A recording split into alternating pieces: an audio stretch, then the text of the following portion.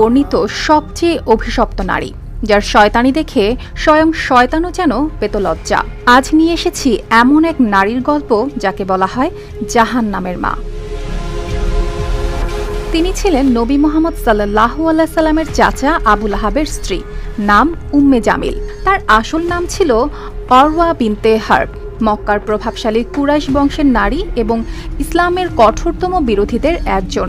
তিনি ছিলেন প্রভাবশালী নেতা আবু সুফিয়ানের বোন, অর্থাৎ সামাজিক মর্যাদা, ধন সম্পদ আর সৌন্দর্য সব কিছুই ছিল তার জীবনে, কিন্তু সেই আলোয় ঢাকা ছিল অন্ধকার এক আত্মা।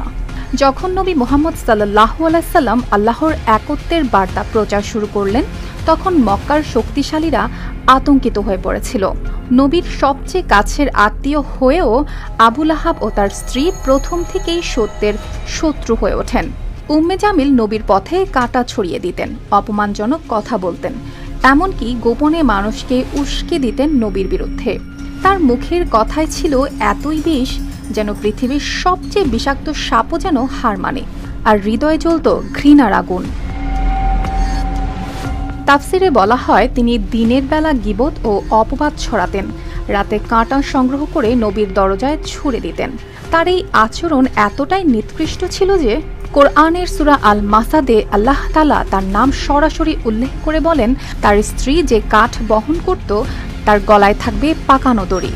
এখানে কাঠ বহন মানে আগুনের জ্বালানি বহন করা, অর্থাৎ তিনি মানুষে মানুষের শত্রুতা ও ফিতনার আগুন ছড়াতেন। আর গলায় দড়ি বোঝায় সেই অহংকারের ফাঁস, যেটা শেষ পর্যন্ত তাকেই গ্রাস করবে। ইসলামী ব্যাখ্যায় বলা হয়, তিনি দুনিয়ায় যেমন নবীর পথে আগুন ছড়াতেন, পরকালেও সেই আগুনই হবে তার শাস্তি। তার স্বামী আবু লাহাবের ধন সম্পদও রক্ষা করতে পারেনি।